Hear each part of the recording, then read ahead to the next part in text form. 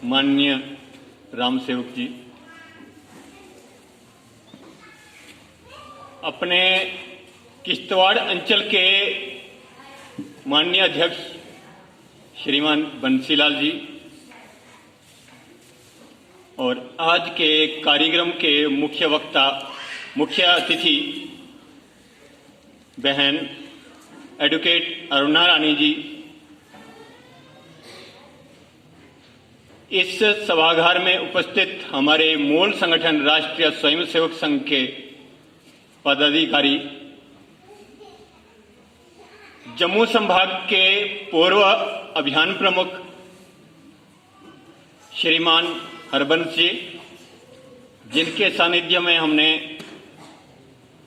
आगे बढ़ने का जो अपना कार्य किया, इसमें आपका बहुत ही सहयोग रहा। और यहाँ उपस्थित सभी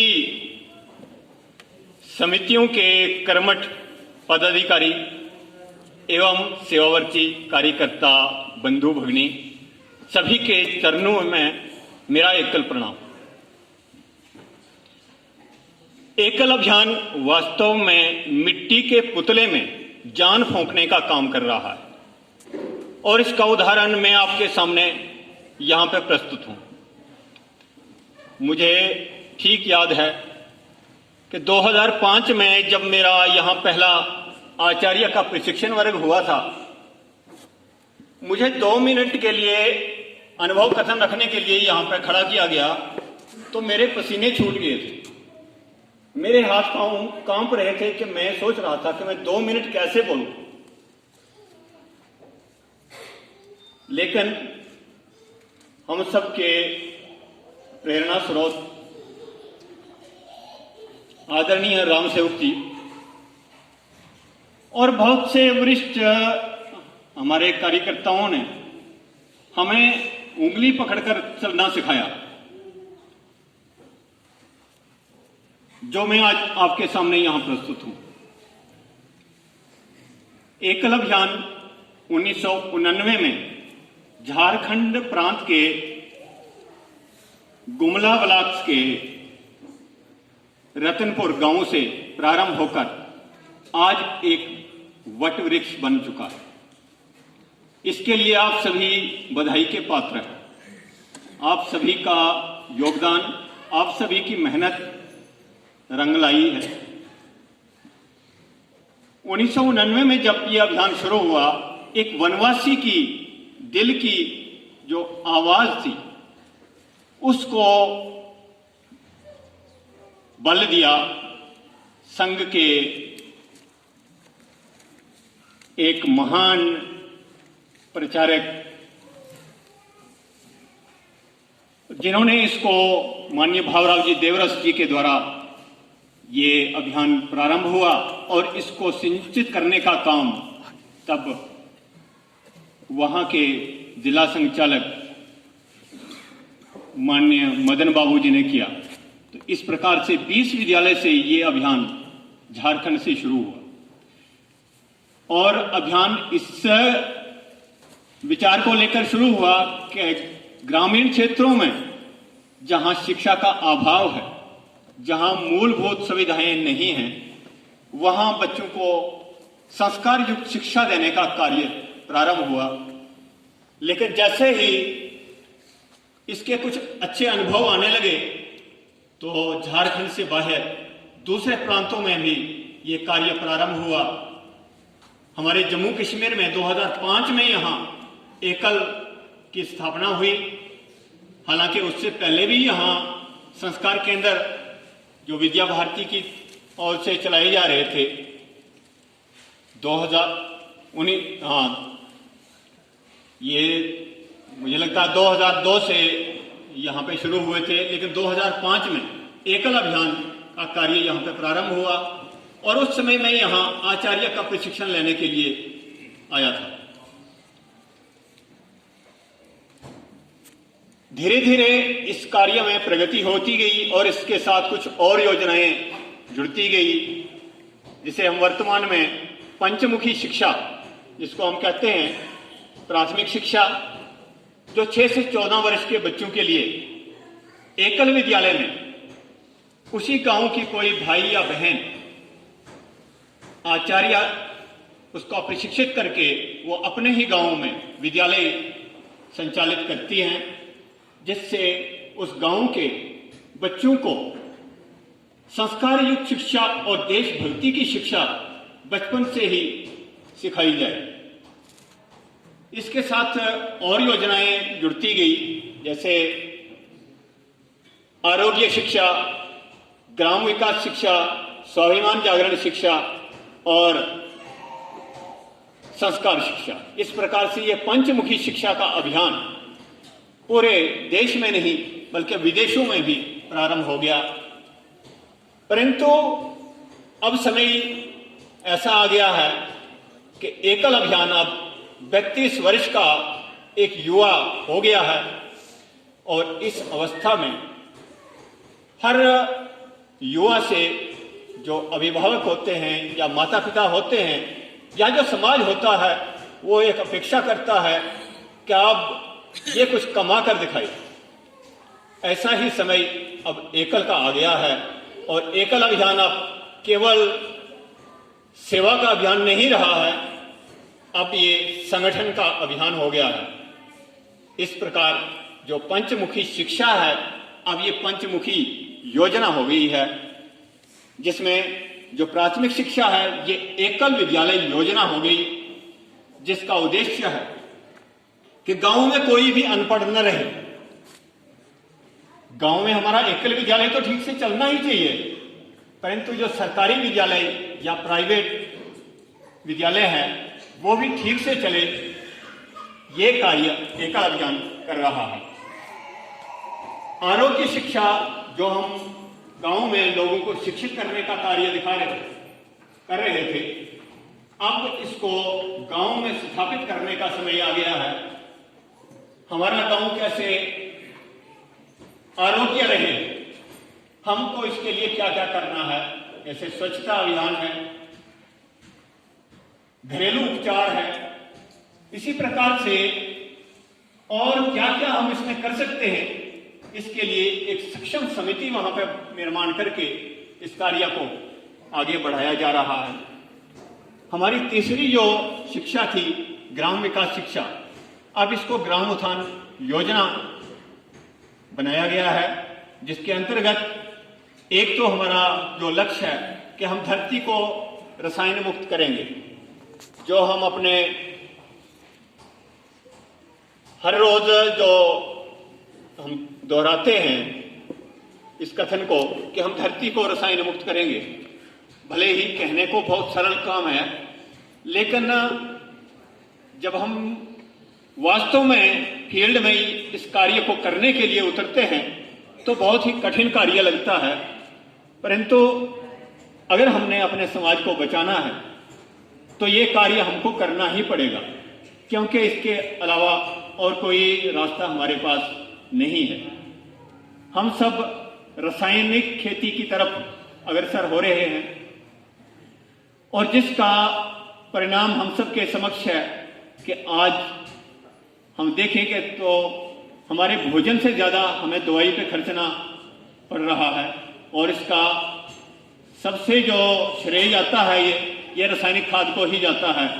आज रासायनिक खाद की बदौलत हम सब की ये हालत हो रही है कि जो बीमारियां हमने कभी नाम नहीं सुना था आज हमारे घरों में प्रवेश कर चुकी हैं। और अगर इससे हमने अपने समाज को बचाना है तो हमको जैविक खेती की तरफ जाना पड़ेगा, गौपालन की तरफ जाना पड़ेगा। चौथी जो योजना है जिसे हम स्वाभिमान जागरण शिक्षा कहते थे, अब ये ग्राम स्वराज योजना हो गई है। ग्राम स्वराज योजना के अंतर्गत हम सबको हमारे कर्तव्य और अधिकार ये सभी को हमको पता होना चाहिए और इसका हमको भरपूर लाभ लेना चाहिए। इसलिए हमारी ग्राम स्वराज की समिति जो है इसके लिए कार्य कर रही है।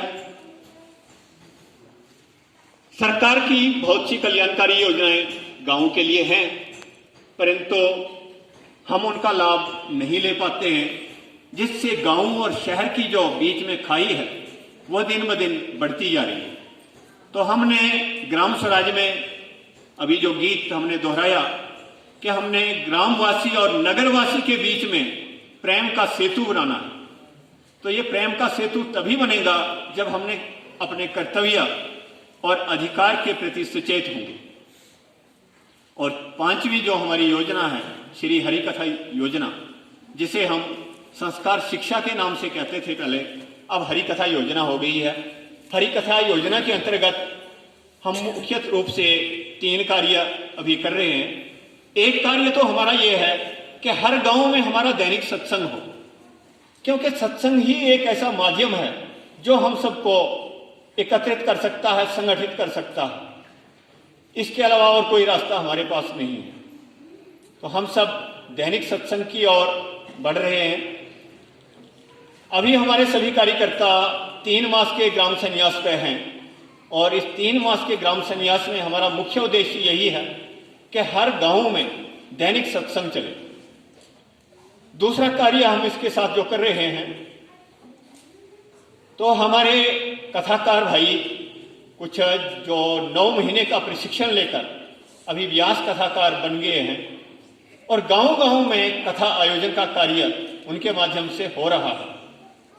हम सब जानते हैं कि हमें कोई कथा आयोजन करनी होती है तो हजारों नहीं लाखों रुपए खर्च करने पड़ते हैं। क्या हम अपने कार्यकर्ताओं से निःशुल्क कथा अपने गांव में नहीं करवा सकते? इसके लिए हमको विचार करना पड़ेगा। और हमारी जो पीढ़ी है, जो हमारे धर्म के अभी धीरे धीरे उसको छोड़ रही है, हम पाश्चात्य सभ्यता की तरफ धीरे धीरे अग्रसर हो रहे हैं। हम सबको इस पीढ़ी को बचाना है तो हमको श्री हरिकथा योजना के साथ जुड़ना ही पड़ेगा और अपने गांव में ऐसे कार्यक्रम करने ही पड़ेंगे, तभी जाकर हमारी जो आने वाली पीढ़ी है ये संस्कार जो शिक्षा से ओतप्रोत हो सकती है। तीसरा कार्य हम इसके साथ जो कर रहे हैं, एक उत्सव विभाग जिसको हम कहते हैं, उत्सव विभाग के अंतर्गत एक रथ जो अयोध्या से हमारे पास हमारे हर गांव तक पहुंचने का प्रयास कर रहा है। उसके माध्यम से गांव में रामायण और महाभारत और कुछ और प्रेरणादायक प्रसंग गांव के लोगों को हम वहां दिखाते हैं। और इसके साथ में वहां धर्मसभा होती है और एक जो राम दरबार की मूर्ति उस रथ में विराजमान रहती है, उसका पूजन कार्यक्रम भी रहता है। तो इस प्रकार से ये पंचमुखी योजना के द्वारा एकल गांव की सर्वांगीण उन्नति के लिए जो कार्य कर रहा है, इसमें आप सभी का सहयोग महत्वपूर्ण है। आप सभी का आशीर्वाद चाहिए, आप सभी का साथ चाहिए। अभी एकल अभियान का जो लक्ष्य था, हम 1 लाख गांवों तक पहुंचने के लिए हमने जो लक्ष्य लिया था, उस लक्ष्य को हमने 2019 में प्राप्त कर दिया। कुछ वर्ष पहले हमारे यशस्वी प्रधानमंत्री माननीय नरेंद्र मोदी जी ने एक कार्यक्रम में कहा था कि 2022 तक हमको 1 लाख विद्यालय करने, परंतु आप सबके सहयोग से और आप सबकी मेहनत से ये 2019 नवंबर में ही ये कार्य संपन्न हो गया। वर्तमान में 1,02,000 से कुछ अधिक विद्यालय जो हैं वो चल रहे हैं। इसके लिए एकल अभियान ने एक कार्यक्रम तय किया था, परिवर्तन कुंभ, जो नवंबर 2019 में उत्तर प्रदेश की राजधानी लखनऊ में आयोजित होना था, परंतु कुछ ऐसी परिस्थितियां हो गई कि ये कार्यक्रम नवंबर में ना हो पाया, जो बाद में फरवरी मास में वहां पर संपन्न हुआ। 1 लाख विद्यालय पूर्ण होने के उपलक्ष्य में गुजरात के सूरत में एक भव्य कार्यक्रम आयोजित हुआ, जिसमें आदरणीय प्रधानमंत्री जी ने वहां एक आधे घंटे का उनका संबोधन जो वीडियो कॉन्फ्रेंस के द्वारा हुआ, इसमें उन्होंने एकल अभियान की बहुत प्रशंसा की, खूब हमारी पीठ थपथपाई, हमको बहुत गर्व भी हुआ। लेकिन इसके साथ साथ में हम सब के ऊपर एक जिम्मेवारी भी उन्होंने डाल दी कि सरकार की तरफ से बहुत सी योजनाएं चलाई जा रही हैं, लेकिन इन योजनाओं को गांव-गांव में हर व्यक्ति तक कौन पहुंचाएगा। तो उन्होंने एकल अभियान की तरफ इशारा किया और अपना विश्वास जताया। अब हम पर ये एक बहुत बड़ा जिम्मेवारी है कि हम इस कार्य को जन जन तक कैसे पहुंचाएंगे। इस कार्य में एकल अभियान आप सबके साथ और आप सबके सहयोग से इसको आगे बढ़ाने के लिए अग्रसर है। कहते हैं शपथ लेना तो सरल है पर निभाना ही कठिन है। परंतु इसके साथ में ही मुझे एक शेर याद आ रहा है कि न शाखे गुल ही ऊंची है, न दीवारे चमन बुलबुल, तेरी हिम्मत की कोताही, तेरी किस्मत की पस्ती है। अगर हम सब कमर कस लें तो ये कार्य हो सकता है। और जिस कार्य के लिए हम आगे बढ़ रहे हैं कि हम भारत मां को जिस आसन पर बिठाना चाहते हैं, हम उस आसन पर भारत मां को जरूर बिठाएंगे और भारत मां विश्व की जो जगजननी है उसको हम परम वैभव पर जरूर ले आएंगे। इसमें आप सबका बहुमूल्य समय और आप सबका बहुमूल्य योगदान अपेक्षित है। इसी आशा के साथ मैं अपनी वाणी को यहीं विराम देता हूं, क्योंकि मेरा यहां बोलना उचित नहीं था, क्योंकि बहुत से मेरे वरिष्ठ